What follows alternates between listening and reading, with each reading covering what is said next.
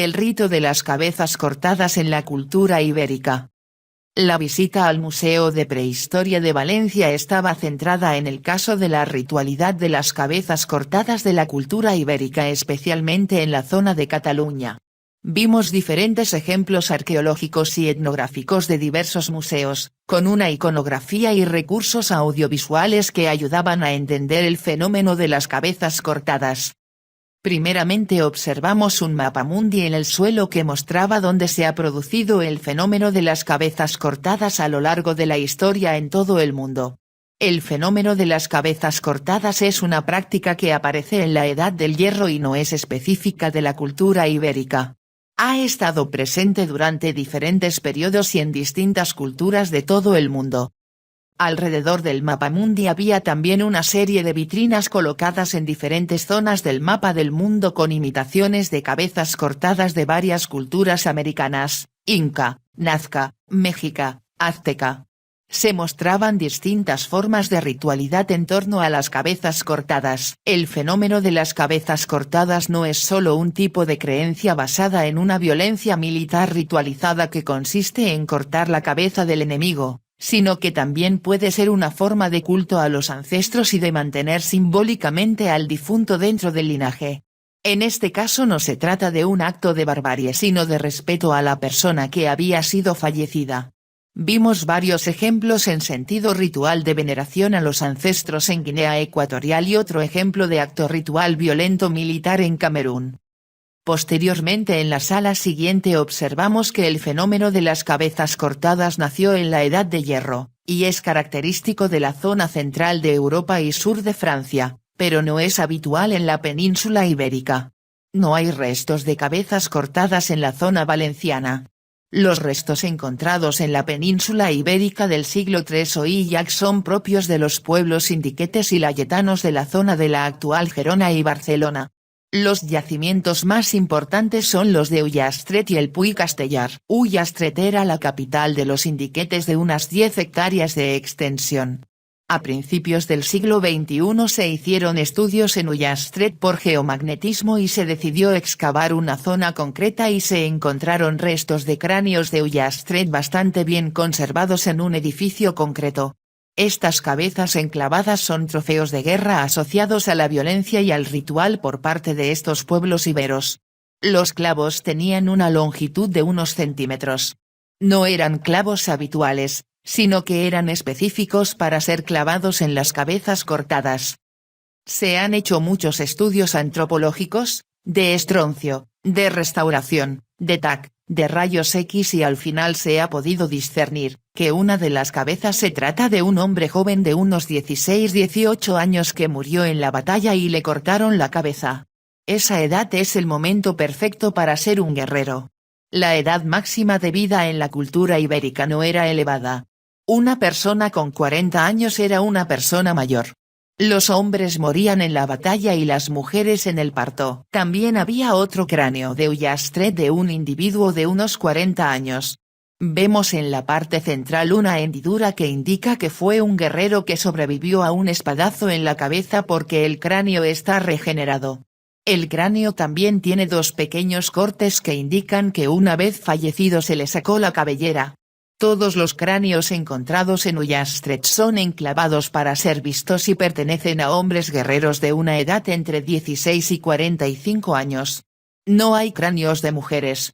Además los cráneos tienen un corte en la parte baja y el signo de que están decapitados es que están colgados en los edificios y no tienen el resto del cuerpo. Se ha documentado que algunos de estos cráneos del edificio importante donde se encontraron se cayeron por el uso y no se recogieron. Las dos cabezas del poblado del Puy Castellar se muestran al lado de los cráneos de Ullastret. Uno de ellos tiene un agujero en el que se colocaría el clavo, pese a que no lo tenía. El otro cráneo es especial.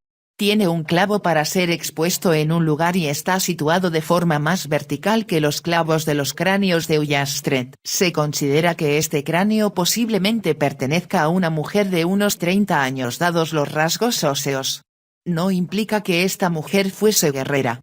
Es posible que fuera una mujer importante que fue apresada y decapitada dado su estatus.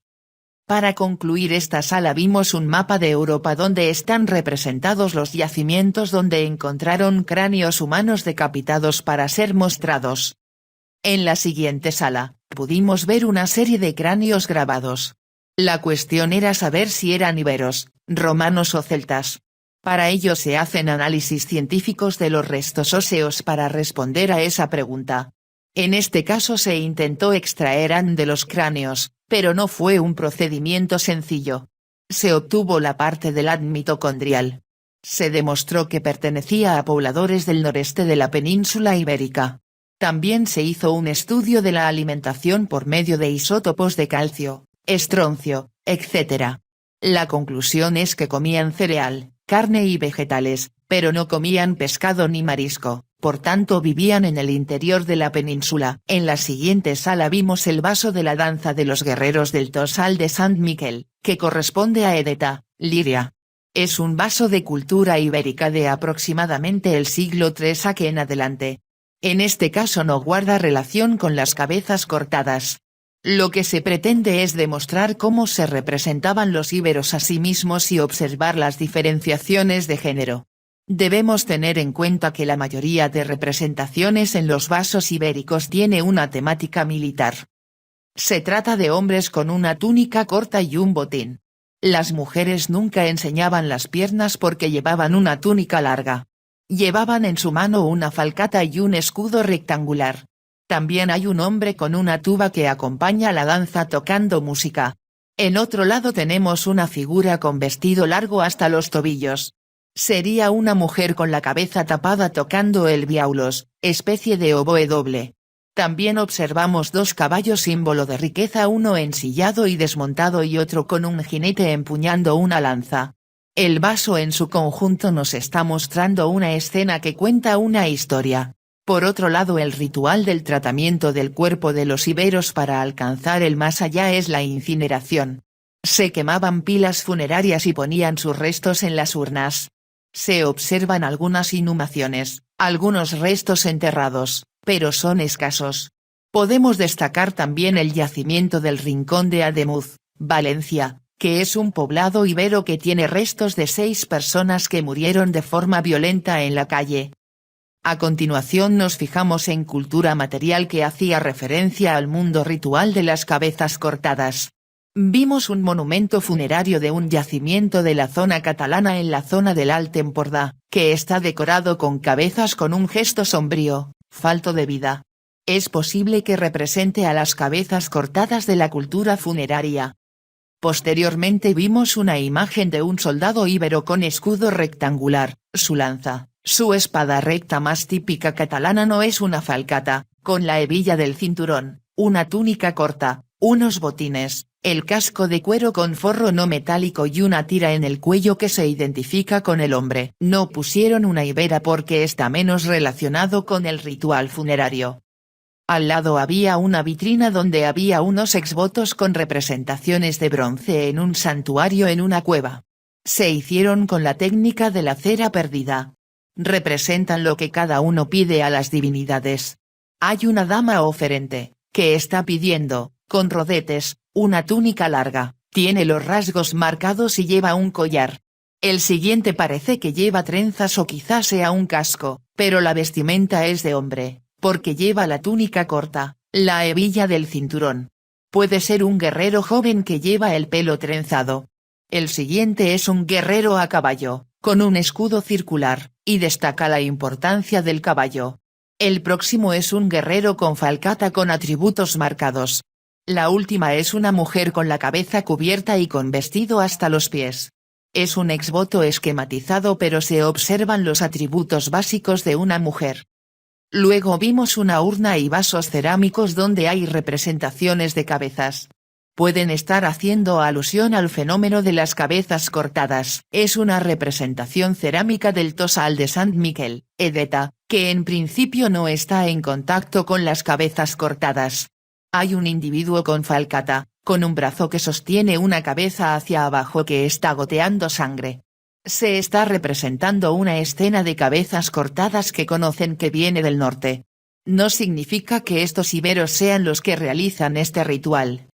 El ritual de las cabezas cortadas no implicaba siempre únicamente el cortar la cabeza y colocarla para ser vista, sino que asociado a estas cabezas en la entrada de la muralla del poblado ibero, encontramos armas inutilizadas, como una parte del guerrero que se toma y que no va a ser usada por otro guerrero, sino que se inutilizan y se entierran o depositan junto a esa cabeza del guerrero del cual se quieren apropiar su fiereza. En el caso del museo son espadas rectas de la zona del norte peninsular. Por cada 10 espadas rectas hay una falcata. Tienen un agujero central que servía para meter un clavo e inutilizarlas o doblarlas. Luego vimos otra espada recta inutilizada con una perforación y diferentes restos de cráneos, algunos con evidencias de golpes violentos. A continuación vimos una representación de un jinete del sur de Francia. Es un guerrero a caballo con una cabeza debajo del cuello del animal. El uso de estas cabezas puede ser variado en el mundo celta. Hay referencias de autores clásicos que aseguran que los celtas eran temibles por su práctica de cortar cabezas.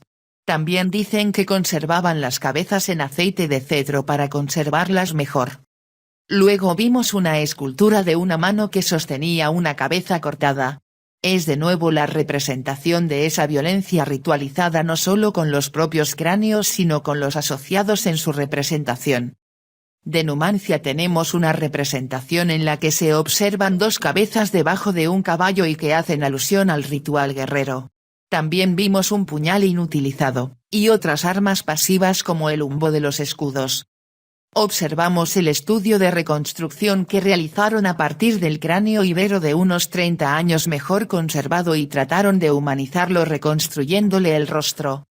Hay que considerar que el fenómeno de las cabezas cortadas forma parte de un ritual, no se trata de que los iberos fueran bárbaros, sino que esta práctica les permitía entenderse como un colectivo. Fue importante terminar con una reflexión contemporánea porque el ritual de las cabezas cortadas tiene referencias en otras épocas, como en la Revolución Francesa con la guillotina, o el Ichis con la decapitación de periodistas.